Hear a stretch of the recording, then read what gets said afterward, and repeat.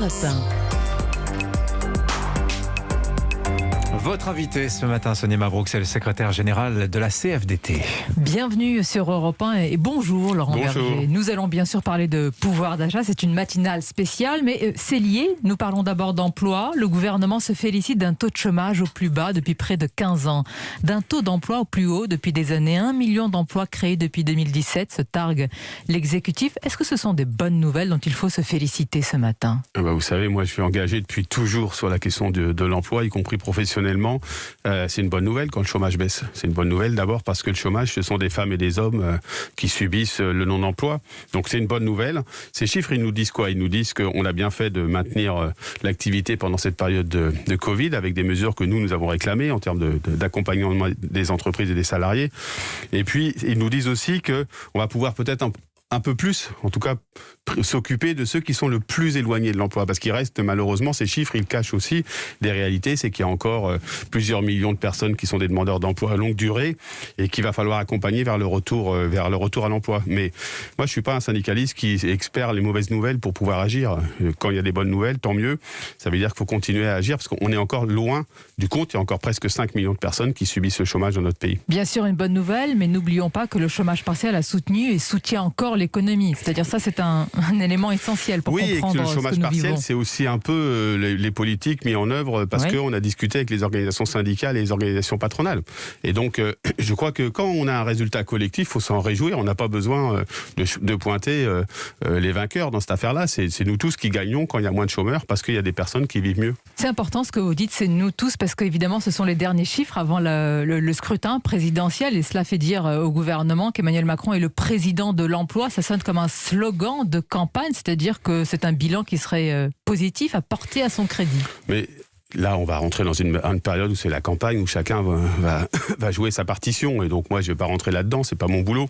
C'est même pas ma passion, en fait, pour être tout à fait franc. Mais par contre, si l'emploi est à ce niveau-là, c'est parce que depuis mars 2020, les organisations syndicales et les organisations patronales, sans cesse, ont travaillé avec le gouvernement, entre elles aussi, pour essayer de trouver les solutions, entreprise par entreprise, pour maintenir l'emploi, voire même le développer. Et ça, il faut le dire, c'est un succès collectif. Voilà. Et bien sûr, c'est jamais dans un pays grâce à une seule personne. C'est la question du pouvoir d'achat, Laurent Berger, qui est centrale dans cette campagne. Nous avons entendu dans notre matinale spéciale pouvoir d'achat des Français, des familles par exemple alsaciennes, qui font leurs courses en Allemagne et au passage en caisse. Alors là, il n'y a pas photo. C'est 30 à 35 € d'économie sur un panier de courses, ce n'est pas rien. Face à cela, mis à part l'indemnité kilométrique, l'indemnité inflation, est-ce que vous êtes aussi pour un chèque alimentation ? Est-ce que c'est ça aujourd'hui la stratégie face à l'inflation ? Il faut des stratégies ciblées. Il faut des stratégies ciblées vers les ménages les plus modestes. Parce qu'il faut se le dire aussi, on n'a pas tous le même rapport à l'inflation. Lorsque vous êtes un salarié très modeste, payé très modestement, je rappelle que parmi les personnes en situation de pauvreté dans notre pays, il y a 2 millions de travailleurs. Et travailleuses surtout d'ailleurs. Eh bien, lorsque vous avez l'hausse des dépenses contraintes, le coût de l'énergie, le coût de l'alimentation, ça pèse beaucoup plus sur vous que lorsque vous avez un bon salaire. Donc il faut des mesures ciblées. Et par exemple, hier, ce qui a été fait sur l'indemnité kilométrique, c'est pour les ménages imposables. 2,5 millions de foyers, ce qu'on appelle les gros rouleurs. Est-ce que c'est suffisamment ciblé pour vous ? Non, c'est pas suffisamment ciblé parce que c'est plutôt les personnes imposables et donc évidemment, alors c'est une bonne mesure pour ces personnes-là, mais c'est pas forcément le plus ciblé. Donc oui, sur l'énergie, sur l'aide à l'alimentation, sur les ménages les plus pauvres aussi, parce qu'il n'y a pas que les salariés, il y a aussi ceux qui vivent la situation de pauvreté, il faut des mesures ciblées. Mais je rappelle que le pouvoir d'achat, c'est ce qu'on consomme, ce qu'on dépense, c'est ce qu'on reçoit. Gagne, oui. C'est ce qu'on reçoit, c'est les salaires. Parlons-en, les salaires à ce sujet des syndicats sont dans la rue là aujourd'hui. Vous organisez, vous Laurent Berger, avec la CFDT, votre propre mouvement le 3 février et vous ne cessez, il faut le dire, de tirer la sonnette d'alarme sur le problème, cela fait des mois et des années, problème structurel de la répartition des richesses. Le MEDEF dit qu'il n'est pas question, Monsieur Berger, d'augmenter sensiblement le SMIC. Débat fermé, circulé, il n'y a plus rien à voir. Oui. Le MEDEF, ce qu'il dit, c'est qu'il n'est pas question même de parler vraiment de la répartition de la richesse créée. Et c'est de cela dont il s'agit. Nous, quand on a lancé le pacte du pouvoir de vivre, quand la CFDT, depuis longtemps, dit que la question, c'est de pouvoir vivre décemment, correctement, il y a la question du logement, il y a la question de la santé, etc. Mais il y a aussi la question des salaires. Et la question des salaires, c'est quoi ? C'est la répartition de la valeur créée dans l'entreprise.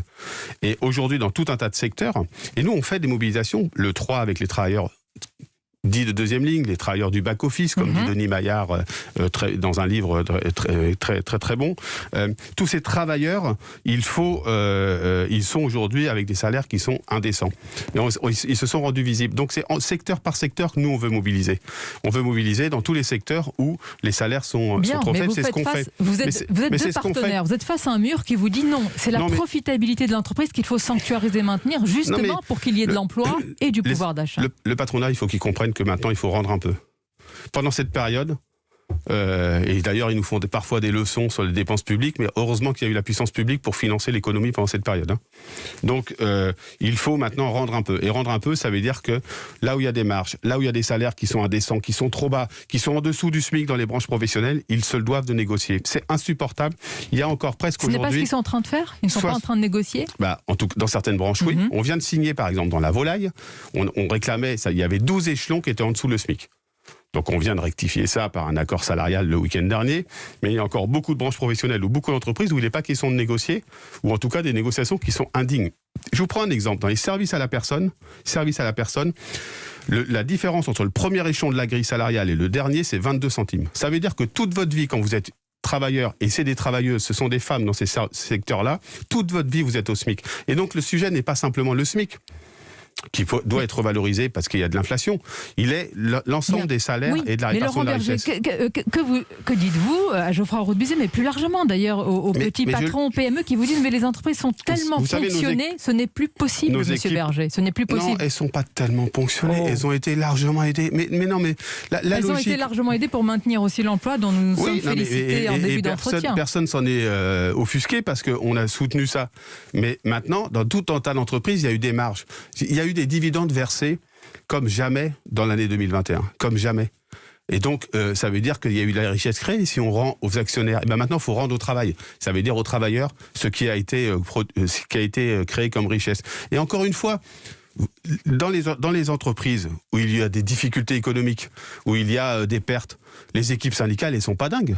Elles savent. Donc il faut faire du cas par cas. Donc vous tenez compte, c'est exactement ce qu'on fait. Mais quand on regarde au cas par cas, dans beaucoup de secteurs, il y a eu de la richesse créée et ça nécessite de répartir cette richesse. Et dans d'autres secteurs, on a structurellement eu des salaires beaucoup trop bas qui ne permettent pas aux salariés de vivre décemment. Et c'est ça sur lequel il faut agir. Et nous, notre mobilisation aujourd'hui, c'est entreprise par entreprise, branche par branche, de mener ce rapport de force qui est quoi ? De la négociation. Oui. Et c'est vrai, et je le dis au patronat, s'ils ne veulent pas négocier dans certaines branches professionnelles, oui, il y aura de la conflictualité. Mais sinon quoi ? Parce que, rappelons-nous, il faut s'en rappeler, les Gilets jaunes sont sortis pour moins que cela. Comment vous sentez le climat social aujourd'hui, même si c'est très difficile d'anticiper toujours ? Oui, c'est très difficile d'anticiper. Et puis, moi, je crois qu'il faut regarder ça branche professionnelle par branche professionnelle et entreprise par entreprise. Et fonction publique aussi, dans les fonctions publiques, je rappelle que les agents de catégorie C commencent dans une grille salariale qui est en dessous du SMIC. Et les agents de catégorie B, juste au SMIC. Je pense qu'il y a aujourd'hui beaucoup de préoccupations sur la capacité à vivre décemment. C'est ce qu'on appelle, nous, depuis longtemps, le pouvoir de vivre. Beaucoup d'inquiétudes sur l'avenir. Et donc, il ne faut pas non plus qu'on ne traite pas ces questions d'avenir, que sont la transition écologique, la lutte contre les inégalités, le fonctionnement démocratique, etc. Mais c'est vrai qu'il y a un climat qui est assez tendu. Mais c'est intéressant sur ces grandes questions. Comment vous y répondez ? Les syndicats, Laurent Berger, sont sortis affaiblis de ce quinquennat. Paradoxalement, il y a eu de nombreux mouvements sociaux, mais en l'absence de grandes centrales, souvent dépassées, il faut le dire. Non, mais en fait, on n'est pas sorti affaibli.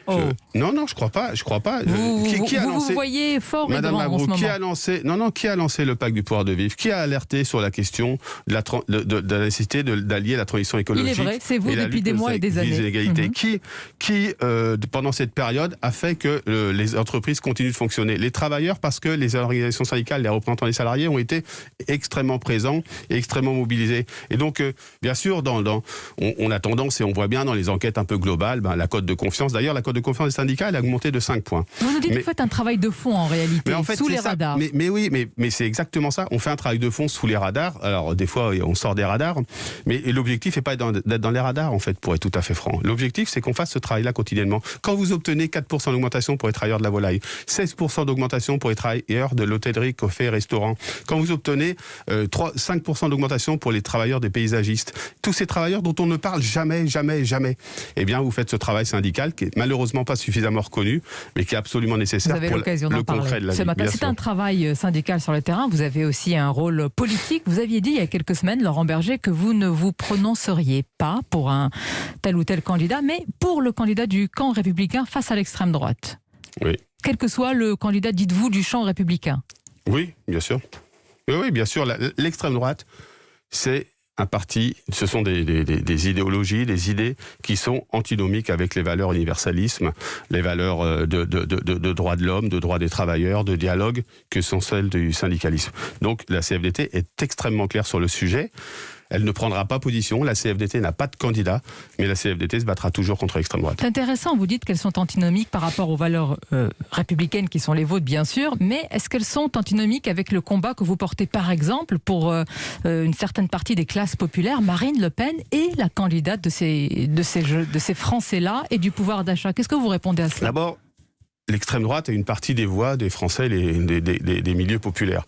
Elle n'a pas toutes les voix. Moi, je viens d'un milieu populaire. Je ne veux pas être assigné au fait que les milieux populaires seraient forcément. Non, mais ce n'est pas les mépriser que de dire qu'ils peuvent voter pour Marine Le Pen. Mais il n'y a pas de mépris à l'égard des électeurs de l'extrême droite. Il y a des mépris il y a du combat contre les idées de l'extrême droite.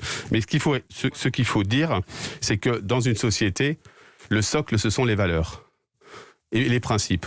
Et évidemment, après, il y a les préoccupations quotidiennes. C'est extrêmement important. Mais quelles sont les valeurs? C'est intéressant de vous entendre, vous, Laurent Berger. Quelles sont vos valeurs? Les questions de justice sociale, de tolérance, de démocratie, de respect des droits de l'homme, des droits fondamentaux, c'est fondamental. Vous savez, moi, je suis président de la Confédération européenne des syndicats. Je vois très bien ce qui se passe en Hongrie ou en Pologne, où des régimes illibéraux, comme on dit, sont au pouvoir.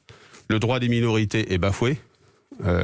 Il y a une restriction des droits syndicaux en Hongrie en ce moment, il y a des mouvements syndicaux sur le sujet, et donc c'est ça aussi l'extrême droite. C'est ce que vous craignez avec Marine Le Pen et Éric Zemmour? Oui, bien sûr, mais dans les discours qu'on entend, c'est plus que limpide de ce qui pourrait arriver. Donc oui, la CFDT est dans cette période, elle n'a pas de candidat, je tiens à le dire. Personne ne peut se parler au nom de la CFDT si ce n'est les militants CFDT, mais s'il y a malheureusement un second tour où l'extrême droite est en lice, on prendra nos responsabilités. Selon la grande enquête du Cevipof, Laurent Berger, la société se tend sérieusement, avec notamment le front de l'immigration, mais de l'emploi. Je voudrais vraiment vous citer ce pourcentage. Plus de 60% des Français pensent que les chômeurs pourraient trouver du travail s'ils le souhaitaient. C'est donc une question de volonté. Non, c'est pas une question de volonté. Pour vous savez, une majorité de Français, si je comprends ce sondage. C'est ce que pense une majorité de Français. Et pour avoir été conseiller en insertion professionnelle, oui, pour un nombre de demandeurs d'emploi, ils ont tort. C'est une question d'accompagnement, c'est une question aussi d'adéquation entre des emplois disponibles et l'endroit où on habite. C'est plus compliqué que ça. Vous savez, on entend beaucoup, il y a tant dans tel secteur, il y a tant d'emplois disponibles. Oui, mais s'ils sont à l'est de la France et que vous êtes chômeur en l'ouest, ça change pas grand-chose. Mais allons plus loin. Est-ce que ce pourcentage ne dit pas que c'est une société qui ne rétribue pas suffisamment le mérite? Non, je crois pas. C'est une société qui ne rétribue pas suffisamment le travail. Et vous savez, on va avoir beaucoup de débats dans les semaines et les mois à venir sur est-ce qu'il faut travailler plus ou pas plus. Il faudrait travailler tous et il faut travailler mieux. On a trop de demandeurs d'emploi dans notre pays. Donc c'est qui sont en situation d'exclusion et on n'est pas assez mobilisé pour les aider à retrouver du travail. Et je peux vous assurer que nombre de personnes qui sont en situation d'exclusion de l'emploi n'ont qu'une envie, c'est de retrouver du travail et pas d'être stigmatisés. Et je sais que ce pourcentage, je le connais, il ne m'étonne pas, il m'attriste un peu parce que on peut tous trouver ici ou là ce demandeur d'emploi qui pourrait retrouver du travail, qui n'a pas envie, mais la grande majorité, l'immense majorité des gens qui sont en situation d'exclusion, qui sont en situation de chômage, qui sont en situation de pauvreté, n'ont qu'une envie, c'est d'en sortir. Et le rôle de la puissance publique, le rôle de ceux qui vivent mieux dans la société, c'est d'y contribuer et de les accompagner. On va conclure, Laurent Berger, s'il y avait une question, mais vraiment une question fondamentale à laquelle la présidentielle doit répondre, ce grand moment de conversation démocratique qui est le nôtre à travers ce scrutin, quelle serait cette question selon vous? Comment on fait pour vivre le mur de la transition écologique absolument nécessaire qui est devant nous, cette révolution technologique que l'on vit aussi et que parfois on subit, comment on fait pour que ça ne contribue pas à accroître les inégalités, mais au contraire à les résorber? Eh bien, il faut espérer que ces grandes questions soient dans la campagne. Merci d'en avoir parlé ce matin sur Europe 1. Bonne journée à vous.